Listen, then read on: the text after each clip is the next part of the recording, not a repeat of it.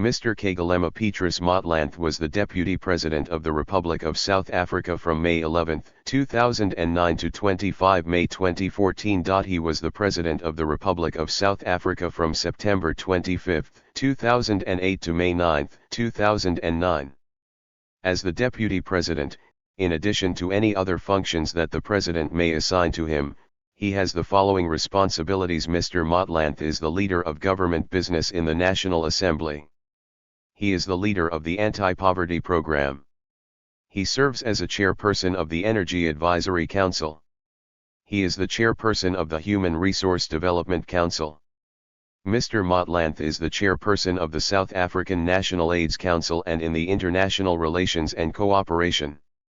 In the 1970s, while working for the Johannesburg City Council, he was recruited into Umkhonto Sizwe, MK, the then armed wing of the ANC. He was part of a unit tasked with recruiting members for military training. The unit was later instructed to transform its function from recruitment to sabotage. While some members of the unit left the country, he and others remained in the country to establish such machinery. Their unit was also involved in smuggling MK cotters in and out of the country via Swaziland.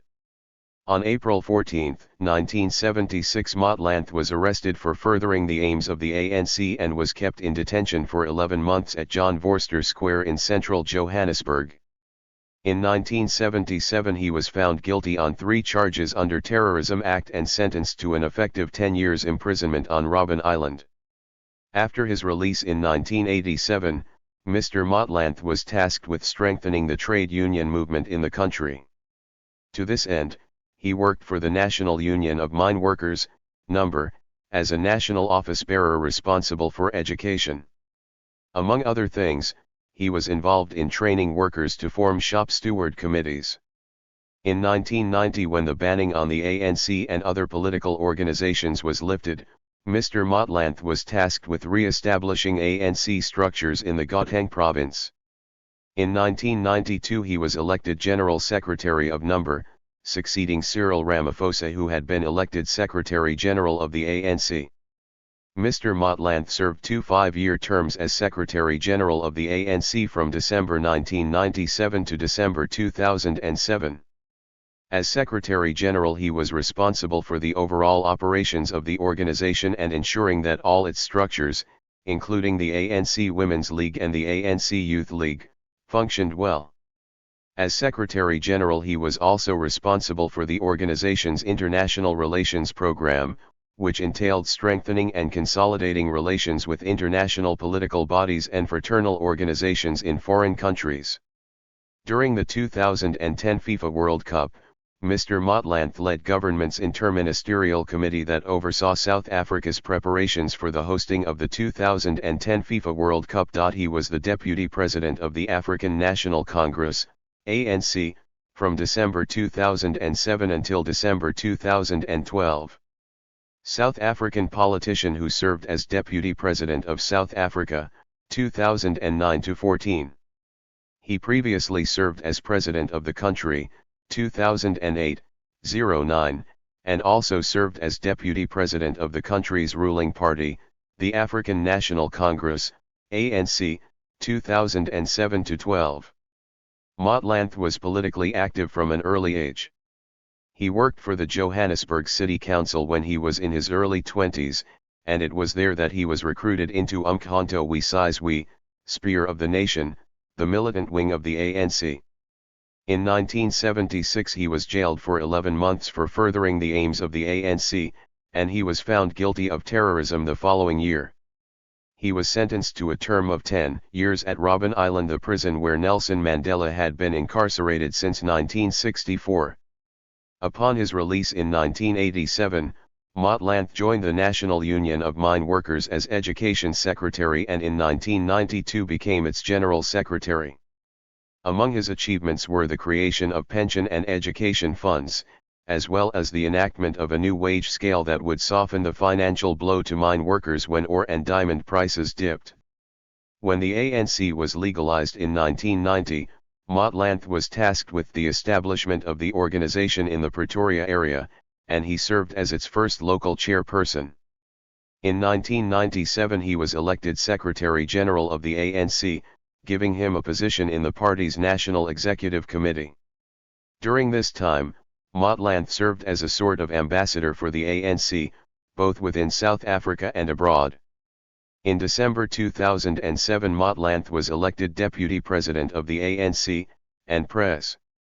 Thabo Mbeki appointed him Minister without Portfolio in July 2008. In the heated party leadership contest between Mbeki and Jacob Zuma, Motlanthe emerged as a figure whose loyalty to the ANC was respected by both factions. When Mbeki stepped down in September 2008 amid accusations of political interference in the government's corruption case against Zuma, Motlanthe was chosen to be interim president until elections could be held in 2009. He was succeeded by Zuma in May 2009. Shortly before the ANC's national conference was held in December 2012, Motlanthe accepted a nomination to run against Zuma for the presidency of the party. He also later declined to stand again for the deputy president post or for a spot on the party's National Executive Committee. Motlanthe was soundly defeated by Zuma in the contest for the party's presidency, and Cyril Ramaphosa succeeded Motlanthe as ANC deputy president. In May 2014 Motlanthe completed his term as deputy president of South Africa. Ramaphosa succeeded him in this position as well. Kgalema Petrus Motlanthe was born on July 19, 1949 at the Boksburg Benoni Hospital. He grew up in Alexandra, Johannesburg, Transvaal, now Gauteng. His parents, Louis Mathiko Motlanthe, a cleaner, and Masifako Sophia Madengoan, a domestic worker, married in 1946. Motlanthe, also known as Mkholowa, the elder one, has two younger brothers, Tlatlane Ernest and Lekita Sydney. Motlanthe's maternal grandfather, Kgalema Marcus Madengoan, and his grandmother, Louisa Mopsiho, lived in Apex, a squatter camp on Benoni East Rand, Transvaal, now Gauteng old location where they moved to in search of work. Here, Madengoan became involved in community affairs and eventually became a councillor in Apex. He was instrumental in founding the township of Daviton in 1955, where he ran a funeral parlor and a general dealership. When he was 11, his parents were forced to move from Alexander to Meadowlands, Johannesburg, Gauteng. He first attended school in Ga Muthaba, Northern Transvaal, now Limpopo. Motlanthe returned to Alexandra and enrolled in grade 1 at an Anglican missionary school. The school was eventually closed when the administration refused to implement Bantu education.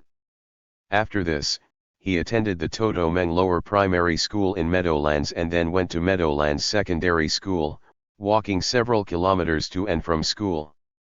He then enrolled at Orlando High School, also in Johannesburg. He completed his matriculation on Robben Island years later. Motlanthe's parents were practicing Christians, which influenced his outlook on life. He served as an altar boy and at one point intended to enter the Anglican priesthood.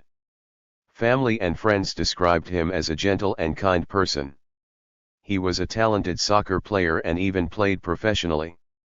The manager at Spa Sporting, a soccer club in Atarajeveli that he played for, was Rusa Budimbil, son of the second Secretary General, SG, of the African National Congress, ANC, Isaiah Budilwanambil. Motlanthe held Rusambille in very high regard and considered him to be a mentor. In 1964, the Anglican Church awarded him a bursary to attend St. Christopher's in Swaziland to complete his secondary schooling and then enter the priesthood. His application for travel documents to the Bantu Affairs Department was turned down and they informed him that he had to study in South Africa. His political interest was aroused after reading The Anglican Priest, Father Trevor Huddleston's Not for Your Comfort. The American Black Panther movement and the rising black consciousness movement in South Africa also played a role in shaping his political awareness. Whilst at high school he worked part-time at a bottle store in Hyde Park, Johannesburg. In 1969, he began work in the Johannesburg City Council, supervising liquor outlets in Soweto.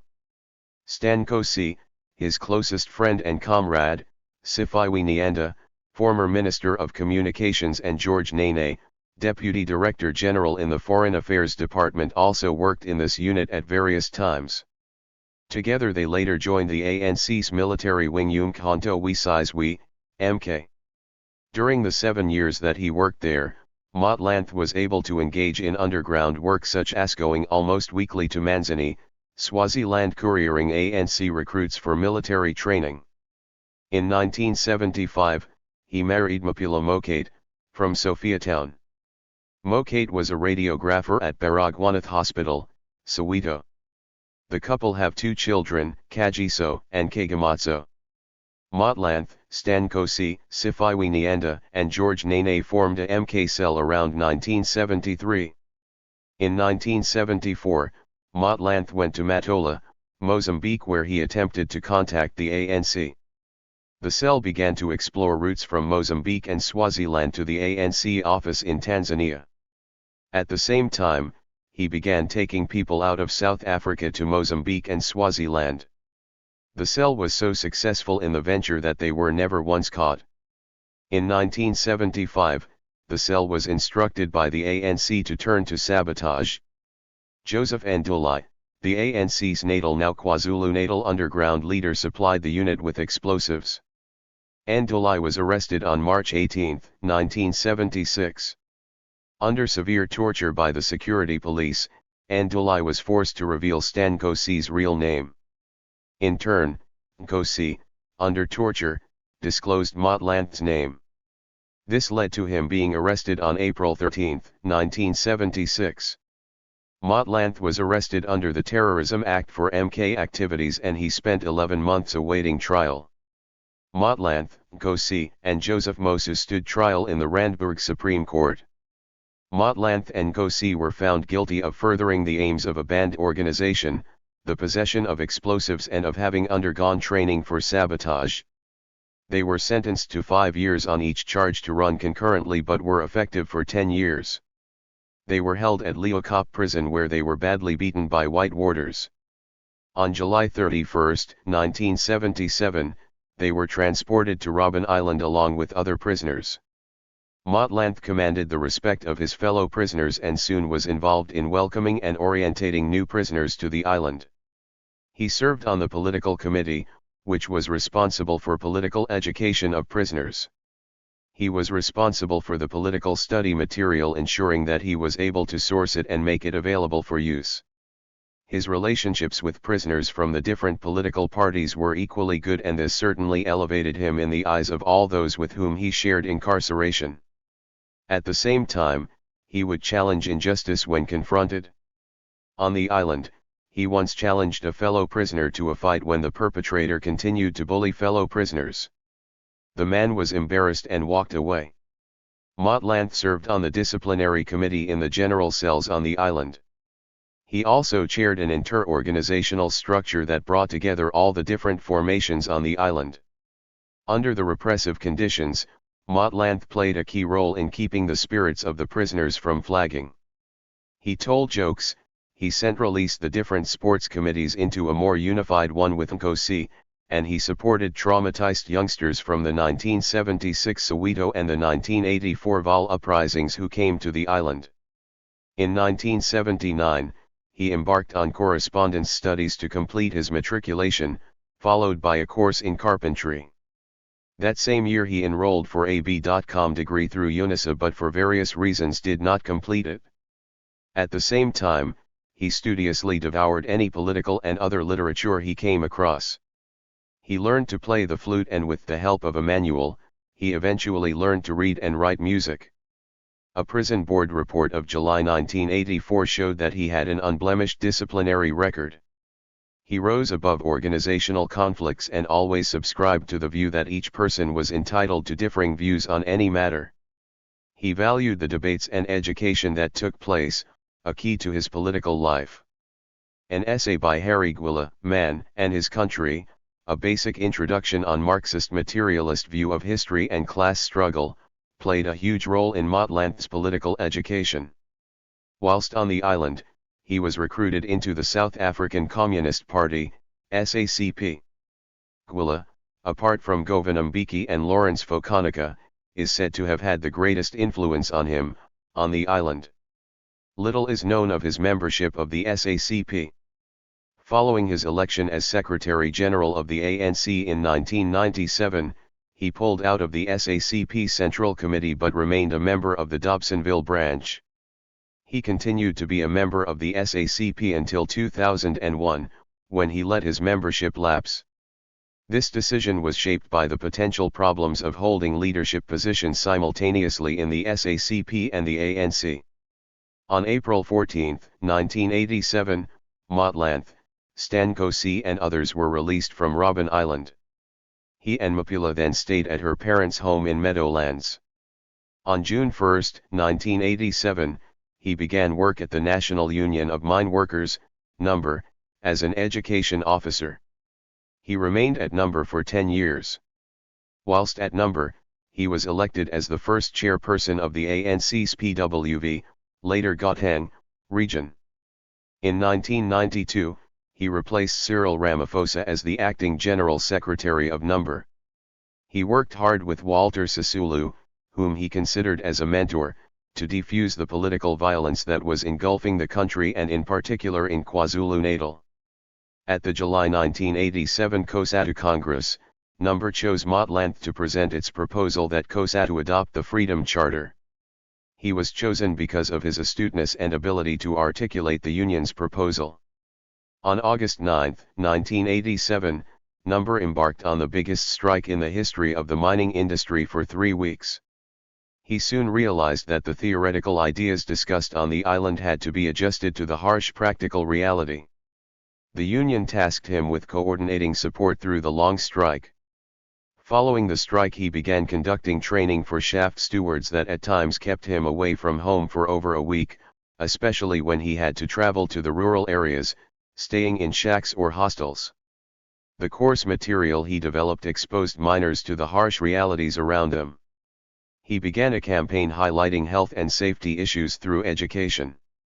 His political education course included a history of the ANC and the labor movement. Alongside this role, he was also active in the ANC underground as a trade unionist, the SACP, and the ANC interim leadership. He was also elected onto COSATU's Central Committee. When the ANC's banishment was revoked, he was appointed the ANC's coordinator for the PWV region. Many people also believed that he would become the first premier of Gauteng, as he was the first ANC chairperson of the region. Motlanthe was concerned about the effect his absence was having on Number whilst engaged in ANC work. He insisted on returning to Number following Ramaphosa's election as Secretary General of the ANC in July 1991. In January 1992, he was elected acting General Secretary of the Number, and at the 8th Congress in February 1994, he was formally elected to this post. Motlanthe and James Motlatsi, Number President, were centrally involved in setting up the Mine Workers Investment Company in 1995. In 1995, the Number established a Mine Workers Investment Trust, MIT, for which Motlanthe was one of the first directors as General Secretary of Number. By the time he left the Number, the union had a reserve of R40 million, making it COSATU's richest union. He also played a leading role in creating the Mine Workers Development Agency to assist retrenched miners and their families. He also helped establish the J.B. Marks Educational Trust, which provides bursaries to miners and their dependents, as well as the Elijah Barayi Memorial Training Center in Johannesburg. For a while, he served on the executive committee of the Miners International Federation. Motlanthe was elected the Secretary General, SG, of the ANC at its Mafeking conference in December 1997 with Thabo Mbeki as its president. He was responsible for ensuring that the ANC implemented and carried out its policies and programs. He was and is committed to the notion that strict accountability by ANC officials must be followed. At the ANC National General Council, NGC, in Port Elizabeth, 2000, he criticized lack of consultation and discussions between government and the ANC. There is a widely held viewpoint from colleagues and those close to him that Mbeki seriously undermined him for years, although Motlanthe denies it. His biographer, Ebrahim Harvey, writes that Motlanthe tended to become strongly critical of the left, of which he had been a leader in Number and COSATU. Motlanthe held the view that the Number or the trade union movement ought to remain independent, yet when COSATU went on strike over the city of Johannesburg's privatization campaign, he condemned the organization for it.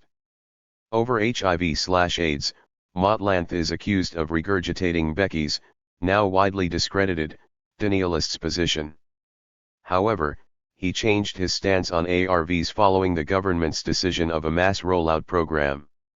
Although he has been criticized for standing by Mbekis's soft and non-confrontational approach towards the Zimbabwean crisis, in truth he was quite critical of Robert Mugabe's Zimbabwe African National Union, Patriotic Front, ZANU-PF, and Morgan Tsvangirai's Movement for Democratic Change, MDC.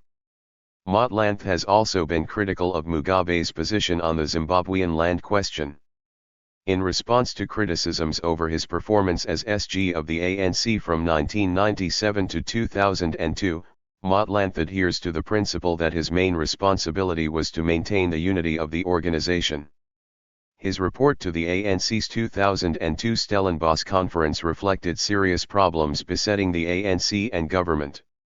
His criticisms of the party has led him to being described as the ANC's conscience and moral anchor. Furthermore, his criticisms of emerging black capitalists and that black economic empowerment was that it should be restricted to one deal per individual and that what was needed was genuine economic transformation that benefited the black masses rather than creating an elite club of black millionaires has earned him the resentment of budding black capitalists. From 2002 to 2007 he continued to work hard to keep the ANC united. At the same time he was instrumental in attempting to establishing a political school and policy institute to educate leaders. To date there has been no success in this direction. In 2005, the Mail and Guardian newspaper reported on what is known as the Oilgate issue. The newspaper reported that Sandile Majali, now deceased, arranged for R15 million from Petro SA to be paid to his company, Imvium Management for oil condensate. This transaction was related to the United Nations, UN, Oil for Food program. The report went on to state that the money from the petrol company went to Majali's company and was then diverted to the ANC for the party to deal with its financial obligations. Motlanthe claimed that the ANC's finance department was responsible for the financial dealings with Majali. As the SG of the ANC, his critics claimed that he ought to have known about this deal. The UN's Independent Inquiry Committee, IIC, alleged that Motlanthe was involved with Majali in irregular business dealings in Iraq. Following this, former President Thabo Mbeki established the Donan Commission in 2005 to investigate alleged illicit activities of certain South African companies or individuals relating to the UN food program. The commission did not interview Motlanthe. He has strenuously denied that he ever promised to pay surcharges, a euphemism for bribery fees, or requested same to be paid. Motlanthe has denied being present at any meeting with Majali in Iraq or that he agreed to pay Majali in kickbacks in any form. On June 2, 2005, current President Jacob Zuma's financial advisor, Shabar Sheikh, was found guilty of corruption and fraud. Judge Hilary Squires found that Sheikh and Zuma had a generally corrupt relationship. After the judgment, Mbeki asked Motlanthe and Mendi Msimang, Treasurer General of the ANC, to go to Zuma and ask him to resign, which they dutifully did. Zuma, however, refused to resign. Following this, Mbeki relieved Zuma of his position as the deputy president of the country. In the aftermath of Zuma's removal, Motlanthe stood by him. All of this led to Motlanthe's political relationship with Mbeki to sour. At the ANC's 52nd conference in Polokwane, Limpopo, in December 2007, Motlanthe delivered his last report as the SG, drawing attention to organizational and political problems besetting the organization, which if not confronted would bedevil the organization. Additionally, he also castigated the ANC's National Executive Committee (NEC) for its lack of involvement in mass work and in building the ANC and about ineffectual deployments. He also reported on factionalism in the ANC and the problems that it presented to the organization. At the conference, Zuma was elected the ANC's president and Motlanthe as his deputy president. A few days later, the National Prosecuting Authority, NPA, reinstated charges of corruption against Zuma. On September 12, 2008, Judge Chris Nicholson found that the charges against Zuma were illegal and invalid. This was later overturned. This led to the charges being dropped against Zuma a few months before the 2009 elections. On September 20, 2008, the ANC's NEC took a decision to recall Mbeki from office. Motlanthe and Gwede Mantashe were tasked to inform Mbeki of this decision. Mbeki tendered his resignation the following day, on September 21, 2008. His approach was to ask the ANC to allow Mbeki to complete his term of presidency or to bring the 2009 elections forward. However, he failed in his attempts to convince the ANC to change its position. In 2008, Motlanthe was mandated by the NEC chair to propose names for the ANC's new deployment committee, DC. His approach to choose members to the DC was in favor of a merit-driven one, which revealed opposition to his approach to this sensitive issue of deployment.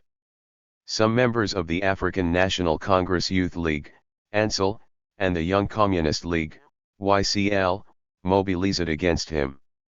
The ANCIL, especially, attacked him and found faults with him following his stance regarding the appointment of members of the DC.